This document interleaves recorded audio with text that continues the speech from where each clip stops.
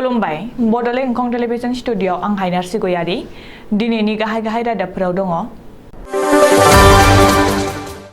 बिपिएफनि गाहाय नेहाथारि प्रबिन बर'आ दोलो नागारबाय मैदेरनि हाथाया जेरै मोननै रोखोमनि थिक बेबादिनो राजखान्थिगिरिफोरनि बाथ्रायाबो मोननै बुंदों रबिराम नार्जारि सेरफांगुरियाव गुलि गावनाय जाथायखौ लाना मडेल नबनीताजों लोगोसे साद' हमबाय बिजनी दखरा एबसुआ बेसेन नाङै फोरोंथाय बादा बेखेवदों मसलपुराव सुकुल फेना दैसायाव गलांदों बिजनीयाव सानै ड्राग्स फालांगिरि हमदों सान्थालि हारिनो थाबैनो एसटि होनांगौ बुंदों रिमान सरेन बाक्सानि गंसे दखानाव गिख्रंथाव अर खामदों आइबिआ आमटेका जाथायनि सायाव गोख्रों नायबिजिरदों बुंदों रनजित बसुमतारी दानिया फैदो आबुं रादाबाव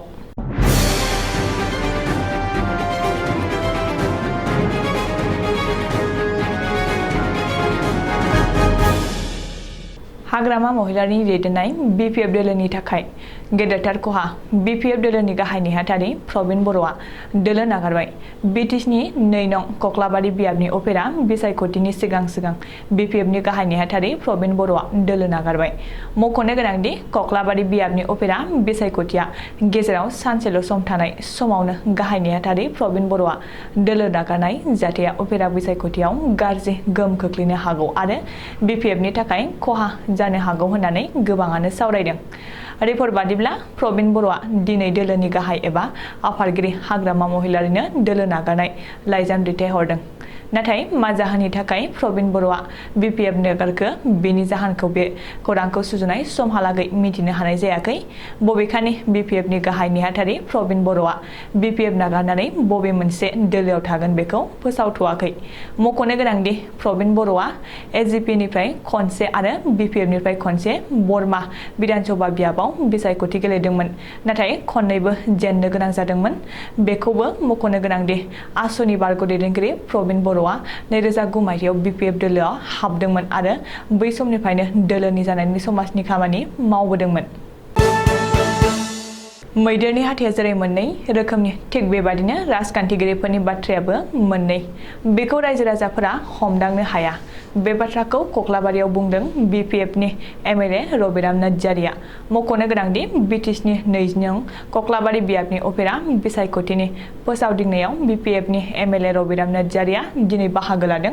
एमएलए रबिराम नार्जारिया दिनै कक्लाबारि बियाबनि सिङाव थानाय 2 नं हासरा गामियाव बिपिएफ दोलोनि बिसायख'थियारि फोसावदिं मेलाव गाहाय आलासि महरै बाहागो लायो कक्लाबारियाव बिसायख'थि फोसावदिंनायाव खौरांगिरिजों मोगा-मोगियाव रबिराम नार्जारिया बुंनाय बादिब्ला प्रबिन बर'आ बिपिएफ हानजाखौ नागारदोंब्लाबो बिपिएफ हानजानि जेबो खहा जाया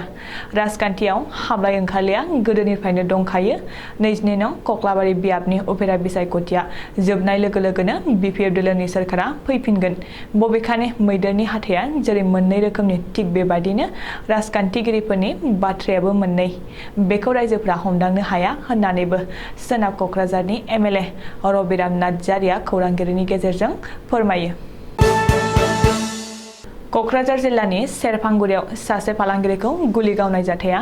गोदान महर लादों सेरफांगुरियाव सुनिल बर्मनखौ गुलि गावनाय जाथायखौ लोब्बा लाना मडेल नबनीता बर्मन बाथ्राजों लोगोसे साद' सुबुंखौ क'क्राझार पुलिसा हमबाय क'क्राझार पुलिसा थांनाय हराव अपारेशन खालामना मडेल नबनीता बर्मन बाथ्राजों लोगोसे बिनि फिसाय बिकास बाथ्राखौबो हमदों मडेल नबनीता आरो बिनि फिसाय बिकास बाथ्राखौ म्यानमाराव थानाय केएलअ दैदेनगिरि पर्ट प्रीतम बर्मनजों सन्देह गोनां सोमोन्दो लाखिनायनि दायाव क'क्राझार पुलिसा हमदों मख'नो गोनांदि क'क्राझार पुलिसा सन्देह खालामनाय बायदि सेरफांगुरियाव फालांगिरि सुनिल मण्डलखौ गुलि गावनाय जाथायनि मास्टार माइन्डआ उदखारि आफाद केएलअनि दैदेनगिरि पर्ट प्रीतम बर्मन होननानै रोखा खालामबाय सुनिल मण्डलखौ गुलि गावनाय आरो केएलअजों लोब्बा थानायनि सन्देह खालामना हमजानाय गुबुन 4 दुथांखौ फारियै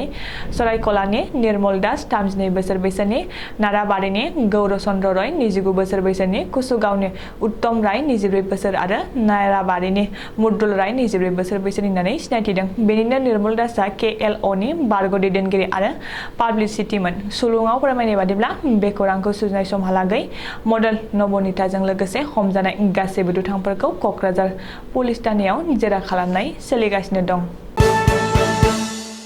आसाम नाङै गं 1000 गुदि फरायसालियाव बेसेन नाङै फोरोंथाइ बादा बेखेवनाय बिथांखि बायदियै चिरां जिल्लानि बिजनी दख'रा एबसुनि सिङाव दिनै गंसे बेसेन नाङै फोरोंथाइ बादा बेखेवदों। मेरु एबसुनि लोगो गाहाय नेहाथारि दिनेश बसुमतारिया फिथा हास'नानै बेखेवना होदों बेसेन नाङै फोरोंथाइ बादाखौ। मख'नो गोनांदि दुलाराय बर' फरायसा आफादा फोसावनाय आदब आरो गुन गोनां सोलोंथाइनि मावथांखि बादियै दुलाराय बर' फरायसा आफादनि बानजायनायाव दुलाराय आसाम नाङै सासेल' फोरोंगिरि थानाय बर' बिजोंनि गुदि फरायसालिफोराव बोसोरसेनि थाखाय बेसेन नाङै फोरोंथाइ बादा बेखेवनाय बिथांखि बादियै दिनै चिरां जिल्ला दुलाराय बर' फरायसा आफादनि मददजों बिजनी दख'रा दुलाराय बर' फरायसा आफादनि बनजार दालाय आफादनि सिङाव थानाय 2 नं फरायसालि गुदि फरायसालियाव बेसेन नाङै फोरोंथाइ बादा बेखेवनानै होयो आरो सासे फोरोंगिरि थिसननाय जायो। बे हाबाफारिजों लोब्बा लाखिनानै गेवलां मेलबो खुंफुंनाय जायो। बे हाबाफारियावनो बाहागो लायो चिरां जिल्ला एबसुनि आफादगिरि राजु कुमार मोसाहारिजों लोगोसे बिजनी दख'रा एबसुनि दैदेनगिरिफोर, दालाइसा आफादनि दैदेनगिरिफोरजों लोगोसे फरायसालिनि उन्दै उन्दै फरायसाफोर आरो गामिनि रायजो राजाफोरा। बाक्सा जिल्लानि सदर मसलपुराव मोनसे गिख्रंथाव जाब्रबथाय उन्दै उन्दै फरायसाफोरखौ फरायसालियाव लांनाय गंसे स्कुल भेना दैसायाव गलांदों। मिथिनो हानाय बादिब्ला मसलपुर नोगोराव थानाय सानराइज इंराजि फरायसालिनि उन्दै उन्दै फरायसाफोरखौ फरायसालियाव लाबोनाय थानाय समावनो ड्राइभारा गारिखौ सामलायनो हायैयाव AS01 EB1216 नम्बरनि मारुति भेना लामा सेरनि दैसायाव गलांना बेलथायो। खाफाला मोजांदि बे जाथायाव सासेबो फरायसाफोरा गोब्राब जखम जानो गोनां जायासै होननानै मिथिनो हादों। चिरां जिल्लानि बिजनीयाव सानै ड्राग्स फालांगिरि हमदों। बड'लेण्ड इंखं टेलिभिजन मावख'नि साखाथियावनो हमनो हादों सानै ड्राग्स फालांगिरिखौ। रबिबारखालि मोनाबिलियाव स्रोद सुलुंखौ बिथा खालामना बिजनी पुलिसा सिग्रोमनानै बिजनी नोगोरनि आमगुरि चेकपस्टआव सानै ड्राग्स फालांगिरिखौ हमदों। हमजानाय सानै ड्राग्स फालांगिरिफोरखौ बायगाव निउ कल'निनि तापस सेट्रि 18 बोसोर आरो सापागुरिनि 29 बोसोर बैसोनि दानसोरां बसुमतारि होननानै सिनायथिदों। पुलिसनि सुलुङाव फोरमायनाय बादिब्ला हमजानाय सानै ड्राग्स फालांगिरिजों लोगोसे आबुं ड्राग्स सोनाय गंबा प्लास्टिक कन्टेनार, गंसे मबाइल फन AS15F5140 नम्बरनि गंसे पालसार बाइक आरो नोगोद रांखौ बोखांनो हायो। मख'नो गोनांदि पुलिस बिफाना ड्राग्सनि सायाव गोख्रों राहा लागासिनो दंब्लाबो चिरां जिल्लानि बिजनीयाव ड्राग्सनि गोसोम फालांगिरिया दासिमबो खमायनायनि मुं लायाखै। No ST, no rest. We want scheduling. ST is our legal demand. आखायाव बेन आरो प्ले कार्ड लानानै गासै मोनद' दाबिफोरखौ लानानै गोबां होसिख्रानायजों लोगोसे गावसिनि मोननांगौ दाबिखौ थाबैनो भारत हादरनि सिङाव थानाय 342 नं संबिजिरनि जोहै थाबैनो होनांगौ होनना दाबि दैखाङो आरो महकुमा बेंगिरिनि जोहै भारत सोरखार आरो आसाम सोरखारनिसिम गोसोखांलाय गथायहरो। सावथालि हारिनि हारिमु, गाननाय जोमनाय बायदि आगजुफोर लोगोआव लाफानानै गोबां गुबुन गुबुन जायगानिफ्राय खमैबो 6,000निबो बारा सुबुंफ्रा बे हाबाफारियाव बाहागो लादों। गसाइगाव नोगोरनि सिङाव थानाय गसाइगाव निउ बास स्टेन्डनिफ्राय लानानै सारियालि जानानै 3 नं राजा लामा जानानै गसाइगाव महकुमा खुंगिरि मावख'सालिसिम गासै 6 किल'मिटारनिबो गोलावसिन गोलाव लामा हान्जा सुरनाय हाबाफारि खालामनायजों लोगोसे सावथाल हारिखौ साहा जनगोष्ठीजों एखे होननानै गिबि मन्थ्रिनि बिबुं होनायखौ गनायनानै लानो हायाखै होननानैबो फोरमायदों। बाक्सानि जालायाव गंसे गलायाव हरखाबै अर नांना गासै दखाननि मुवा बेसादफ्रानो खहा जादों। रबिबारखालि हरनि 9 रिंगासो समाव बाक्सा जिल्लानि जालाव सेन्टार खाथियाव थानाय गंसे गेलामाल दखानाव अखा हाबाय थानाय समावनो गोजौनि कारेन्ट थारा हरखाबै सर्ट जाना अर जोंखांना गंसे गलाया खामनानै सेवहांगार जादों। अर खामनाय जाथायनि बागै बर खोमोरग्रा बिफाननो खौरां हरदोंमोनब्लाबो अर खामखांनाय जाथायनि उनावसो जाथायथिलियाव अर खोमोरग्रा बिफाना सौहैदों। कारेन्ट सर्ट जाना अर नांनाय जाथायथिलियाव UPPL दोलोनि बिजाथि मन्टु बर'आ खौरां लाहैदों। बड'लेण्डआव आयेन बेरेखायै हाथियार हमना सोर जाथाय खालामखुमाग्रा जाथायनि दायनिगिरिफोरखौ आइबि बिफाना गोख्रों नायबिजिरगासिनो दङ।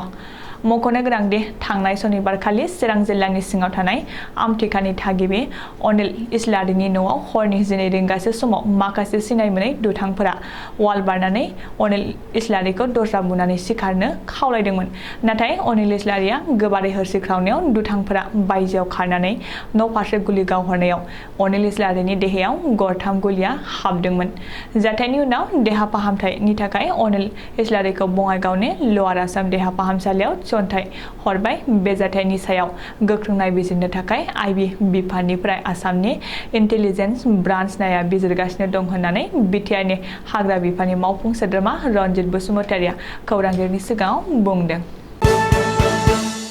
दिनैनि रादाबा एसेनोसै, गोजोन्थों।